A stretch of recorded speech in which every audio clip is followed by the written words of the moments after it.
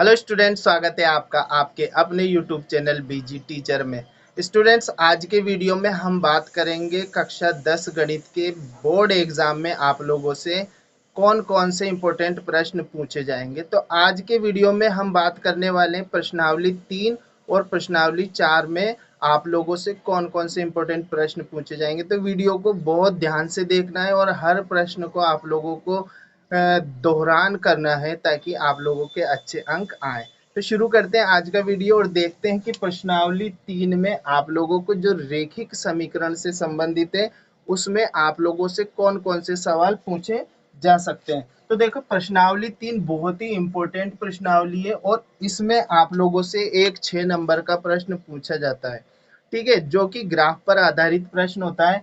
तो ग्राफ में आप लोगों को एक ऐसा समीकरण चाहिए जो जिसको आप अगर दोहराते हैं तो उस पर आधारित हर तरीके का जो भी समीकरण आए उसको आप लोगों को हल करें। तो यहाँ पर मैंने प्रश्नावली 3 में जो सवाल पेज नंबर 56 पर आप लोगों को प्रश्न नंबर 7 दिया है, ठीक है, उसमें पेज नंबर 56 P4 मतलब पेज नंबर और प्रश्न नंबर 7 है इसमें। तो इसमें आप लोगों को ये सवाल दे रखा है कि समीकरण x माइनस वाई प्लस 1 बराबर 0 और 3x प्लस 2y माइनस 12 का ग्राफ खींचिए और x अक्ष और इन रेखाओं से बने त्रिभुज के शीर्षक के निर्देशांक ज्ञात किए। तो ये प्रश्न बहुत ही इंपॉर्टेंट है। इस प्रश्न के अगर समीकरण आप लोगों को हल करना आते हैं तो आप लोग हर तरीके का ग्राफ बनाने में सक्षम होंगे, ठीक है। अब पेज नंबर 55 की बात करें, कक्षा 10 की गणित की पुस्तक के पेज नंबर 55 पे राजस्थान माध्यमिक शिक्षा बोर्ड, इसमें आप लोगों को प्रश्न नंबर 5 दे रखा है और वो है एक आयताकार बाग जिसकी लंबाई चौड़ाई से 4 मीटर अधिक है का अर्ध परिमाप 36 मीटर है। बाग की विमाएं ज्ञात कीजिए, ठीक है। बड़ी प्रश्नावली है तो अंक भार भी ज्यादा होगा। तो इसमें इस तरीके का एक तो ग्राफ का और कुछ इस तरीके के प्रश्न पूछे जाएंगे। तो ये प्रश्न मेरी नजर में बहुत ही इंपॉर्टेंट प्रश्न है, ये आप लोगों को दोहरान करना चाहिए। अब बात करते हैं प्रश्न नंबर 3 की, और प्रश्न नंबर 3 यहाँ पर मैंने लिया है पेज नंबर 59 से और 59 पे है प्रश्न नंबर 2, प्रश्नावली 3.3। इसमें आप लोगों से क्या पूछा है, 2x प्लस 3y बराबर 11 और 2x माइनस 4y बराबर माइनस के 24 को हल कीजिए और इससे m का मान ज्ञात कीजिए जिसके लिए y बराबर mx प्लस 3 हो। तो ये प्रश्न आप लोगों को कई बार पूछा जा चुका है। इससे आप लोगों को ग्राफ बनाना है, ग्राफ के जो हल आएंगे उससे हमें y m का मान निकालना है। तो इस प्रश्न का भी आप लोग अच्छे से दोहरान करिए। अब पेज नंबर 60 की बात करें, हम पेज नंबर 60 पे आप लोगों को प्रश्न नंबर 3 का जो सेकंड है, प्रश्न नंबर 3 का सेकंड है, उसमें दे रखा है दो संपूरक कोणों में बड़ा कोण छोटे कोण से 18 डिग्री अधिक है, उन्हें ज्ञात कीजिए। तो ये आप लोगों से प्रश्न पूछा जा सकता है 2 नंबर में, ठीक है। तो इसको भी आप लोग देख ले। अब बात करें प्रश्नावली 3.4 की, तो 3.4 में से आप लोगों के लिए 3 नंबर का प्रश्न बनता है।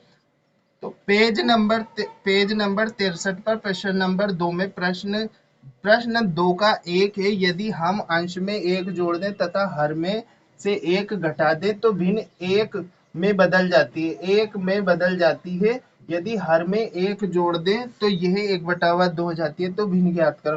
तो ये सवाल भी बहुत ही इंपॉर्टेंट सवाल है, इसको भी आप लोग देख लें और तैयारी करें अच्छे से।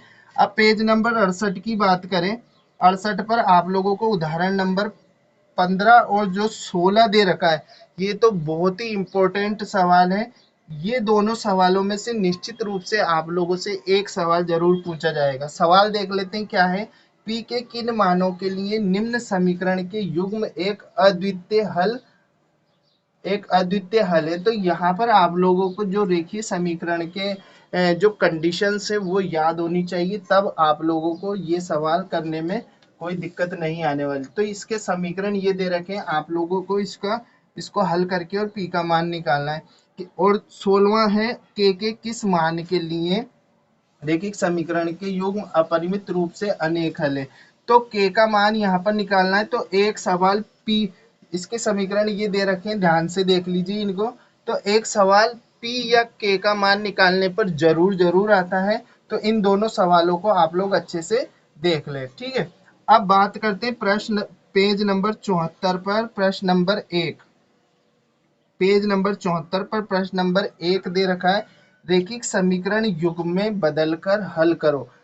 ये आपको दो समीकरण दिए गए हैं, इनको आप लोगों को पहले रेखिक समीकरण में बदलना है, फिर उसके बाद इनको हल करना है। तो ये बहुत ही इंपॉर्टेंट प्रश्न है और मेरी गारंटी है निश्चित रूप से आप लोगों से इसमें से प्रश्न पूछे जाएंगे। तो आप लोग इन सभी प्रश्नों को अच्छे से अपनी कॉपी में नोट कर लें और हल करने का प्रयास करें। एक बार आप लोग इसका स्क्रीनशॉट ले लें ताकि आप लोगों को सारे के सारे प्रश्न एक साथ उपलब्ध हो जाए और आप लोग नोटबुक में इसको हल करें। अब हम प्रश्नावली 4 की चर्चा करते हैं।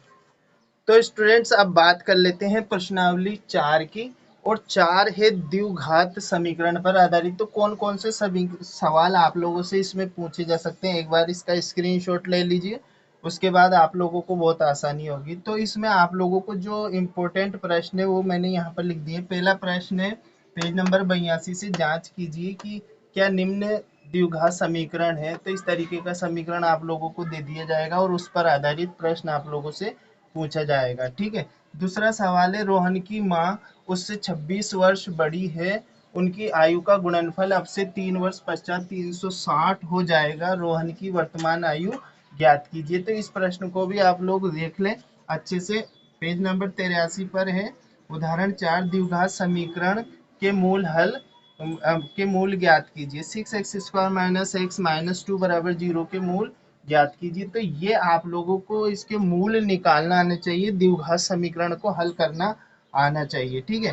अब पेज नंबर 85 की बात करते हैं। 85 पर पेज प्रश्न नंबर 3 है, ऐसी दो संख्याएं ज्ञात कीजिए जिनका योग 27 हो और गुणनफल 182 हो, ठीक है। तो ये बहुत ही इंपॉर्टेंट प्रश्न है और इसको आप लोगों को हल करना आना चाहिए। पेज नंबर 95 उदाहरण 14, निम्न समीकरणों के मूल ज्ञात कीजिए।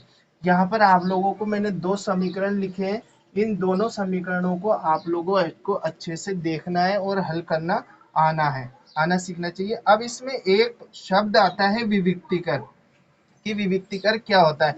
तो b² - 4ac को विविक्तिकर कहते हैं। ये आप लोगों को से ऑब्जेक्टिव प्रश्न पूछा जा सकता है।